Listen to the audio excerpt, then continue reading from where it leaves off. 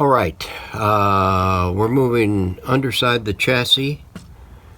We got the top pretty much all masked off. We'll take a look at that after in the next video probably. I'll let you show you what I've done on the top side. It's all it is, just masking off the sockets and anything else that needed to get masked off, like the access areas on the top of the IF cans, where you make your trimmer adjustments on it and everything. We got all those stuffed with paper. Now we're going to start up here in this corner where the antenna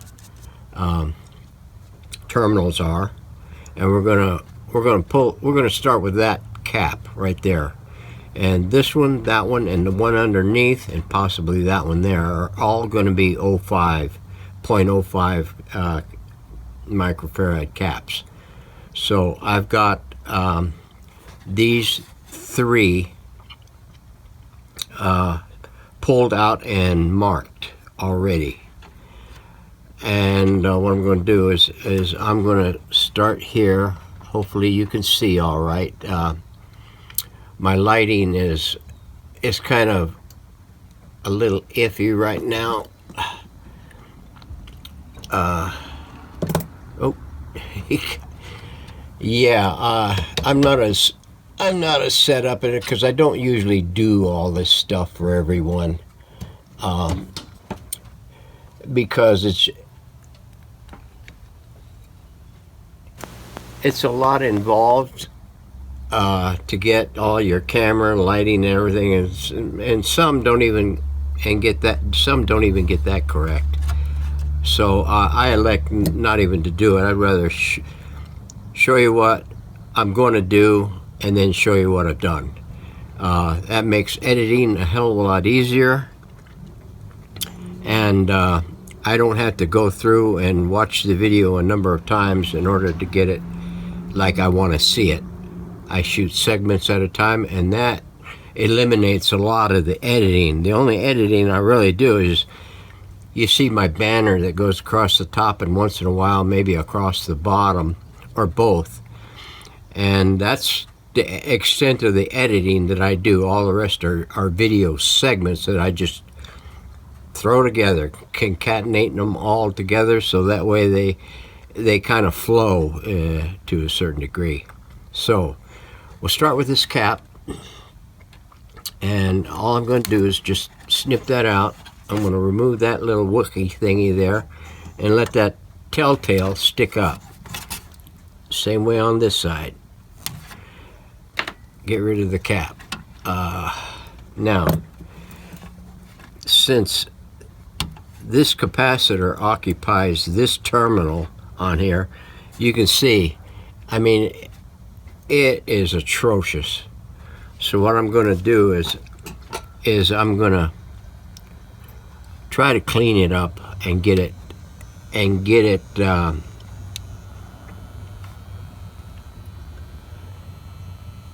to a more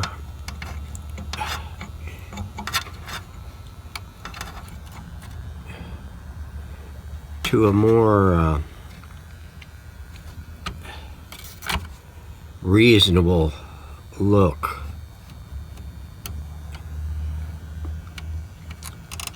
I mean, they did.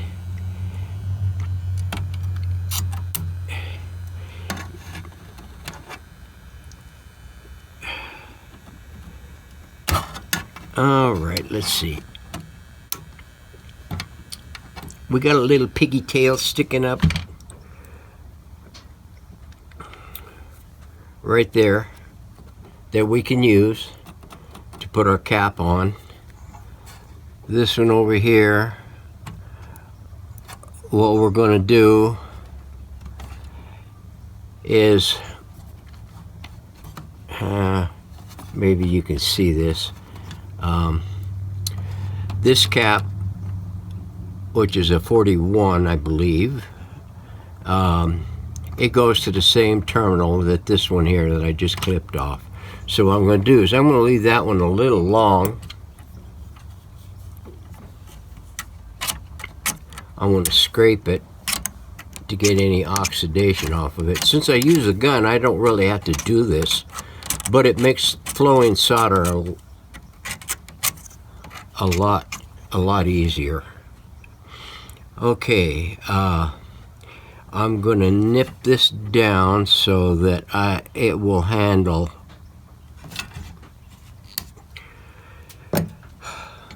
two pigtails. So what I'm going to do is I'm going to bring this 38 and I'm going to put it in there, spacing between the two right there. I'm going to come over here and make a little kink right there where that one I want that one to be, and this one over here we're going to make a little kink on it. So these little kinker dinkers right here are going to be where my tubing is going to be. So we're going to bring the tube over and we're going to nip that one right there.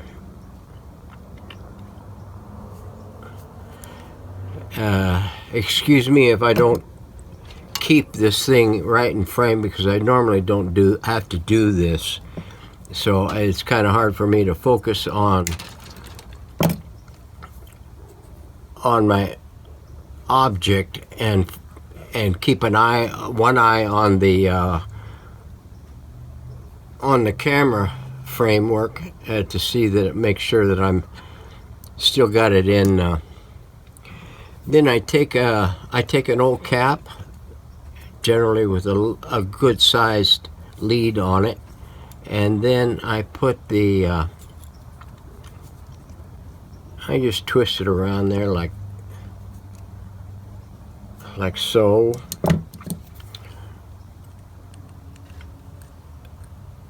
Sorry if I get in your way. Okay, and I squeeze that down, get that over there, pull it off, straighten it up. Oh, now the camera is not going to probably want to focus because I'm so close to the camera. And we're going to do the same thing on this side.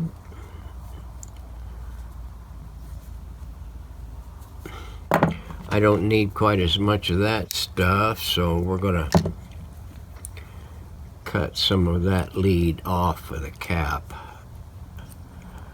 And then we're going to do the same thing on this side, and we're going to straighten that out. There you go. Now, you don't have to do what I do. I do this because, by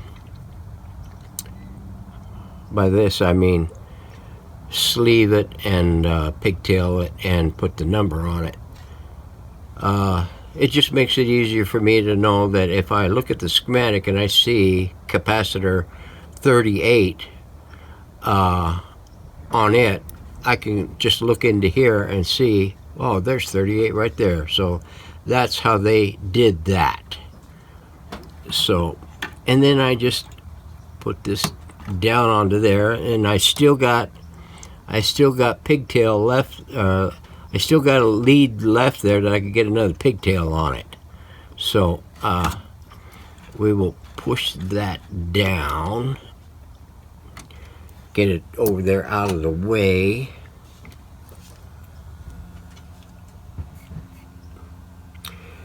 Get my heater.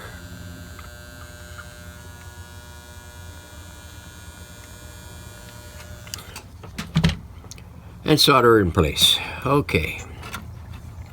Now what I'm going to do is I'm going to take this other end and I'm going to bend it around and I'm going to shove it right onto that one. And then I am going to, now I still need to put a wire onto this lug of this terminal strip that's going to go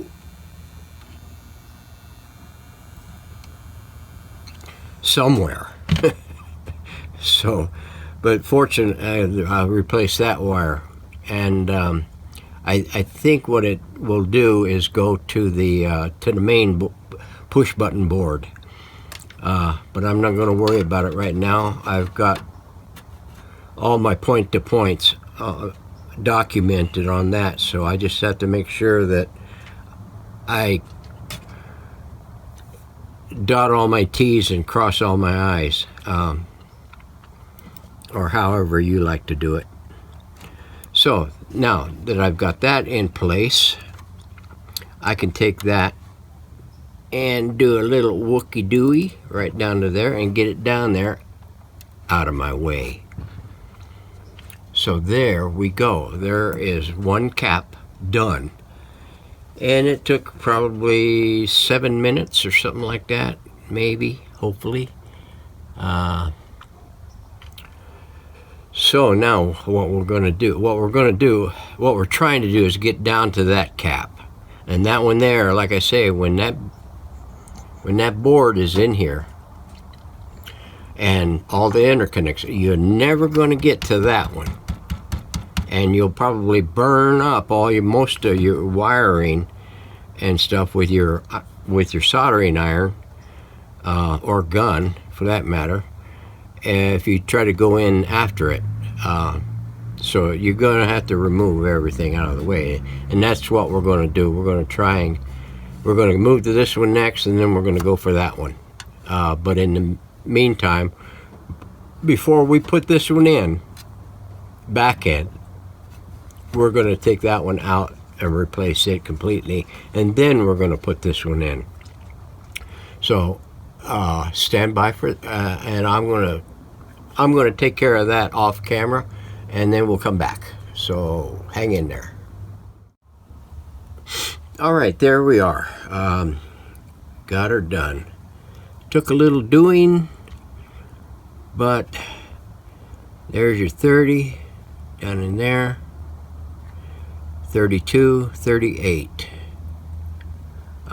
We had to replace that resistor there because it was cracked. I might have cracked it when I clipped this original wire that was there when I put my flush cuts down through there and nipped it. I nipped it off a little too close there, because you notice that some of these, like this 220K down here, I mean, there is no fudge factor, and I mean, that is wedged in there. And let's see, there's this one here. That one there is, and they wrapped it around as many times as they could. You know, that's why it's a little difficult to get some of that stuff cleared out, so you can at least, make it look a little nicer than it is. A lot of this has got a lot of gamma globulas on the terminals, and I mean, they squeezed everything in there, including the kitchen sink. Now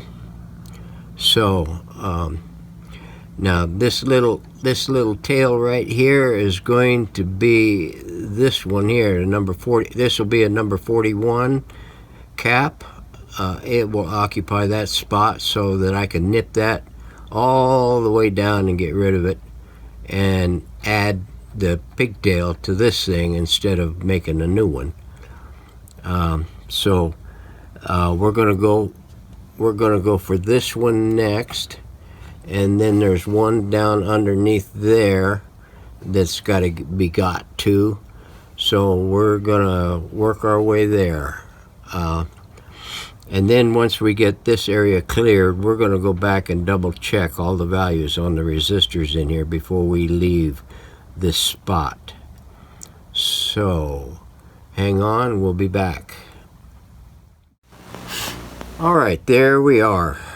These three here have been taken care of now. I just happened to notice, I just realized that they use these Aerovox caps in here. Well, there's three of them that are in here. These need to be replaced.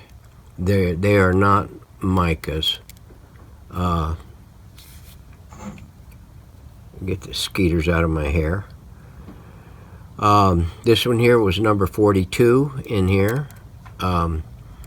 That one there is going to be 52, and this one here will be 54. All the rest are going to be the paper and wax. So replace these if you encounter those. They are junk.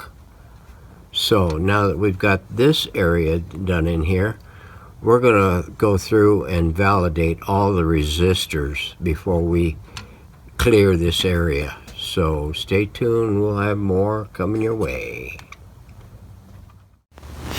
Alright, back again. We took care of these three right here, 52, 53, and 54. And we unwrapped all of this stuff and got rid of everything that was on there originally. Likewise, we did it right there also, and we had to replace this wire here that jumpered between the two pins. We took this all the way back to there and wrapped it around that lug and wrapped everything back around this lug. So we have 1, 2, 3, 4, 5 components. Well, actually 4 components and a wire attached to that one, and it was a pretty heavily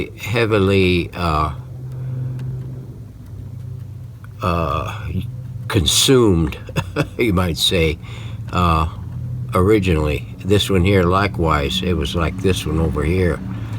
We stripped it back down, and we got 1, 2, 3, 4, 5 items around this one. So I mean, we conserved a lot of space there. Plus we had to take and sleeve these 2 leads here off of this lug because they were getting a little ratty looking. This one here goes all the way back to the IF. Now resistors have all been checked all the way back to this first tube. Now we've got these checked, and they're all within tolerance. So now let's see if we can get this over here.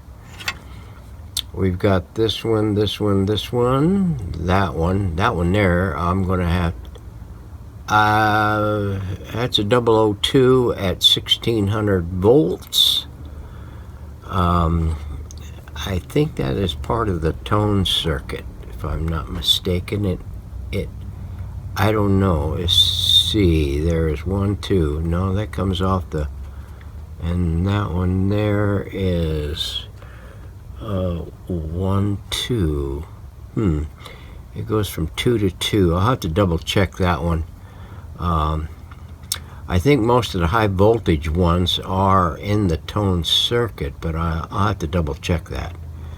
So we've got 1, 2, 3, 4, 5,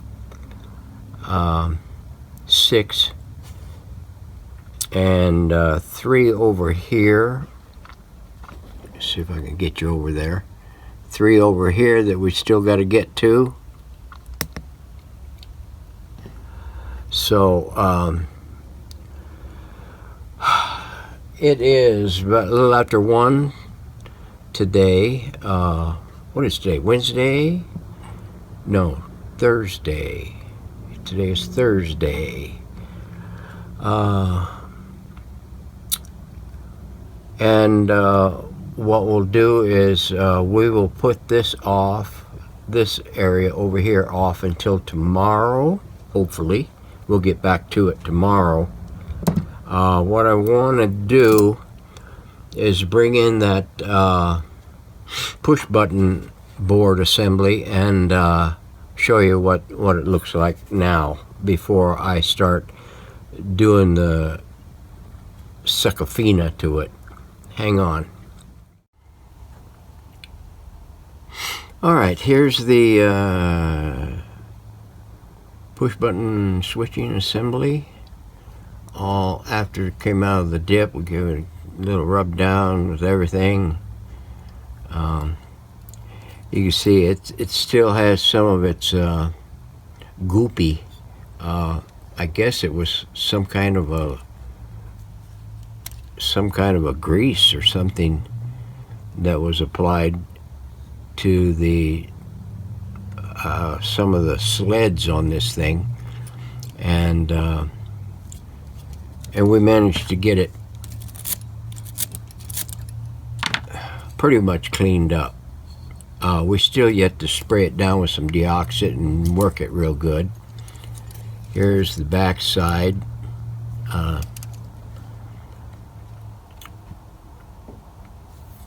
Of where the lugs are. I still gotta do some cleanup on all these lugs and get them straightened and everything. Get them all nice and clean and get them opened up. So we'll be doing that for the rest of the day, getting these cleared up, and then we will give it a shot of deoxit, work it, and let it set overnight, and then we'll be back tomorrow with more recapping. So thank you for hanging in there. Sorry this segment went so long. I generally don't like doing, I like doing 15-minute or under, maybe 10 minutes, maybe 10, 12 minutes. That way you're not, you're not frozen to the screen and locked in for an hour or something like that. Hour is just too long. I know you guys got something to do every day, so me, I'm retired, so I got all the time in the world. So anyway, thanks for watching, and thanks for the subscriberships, and most of all, thanks for your comments and all your concerns. See you on the next video.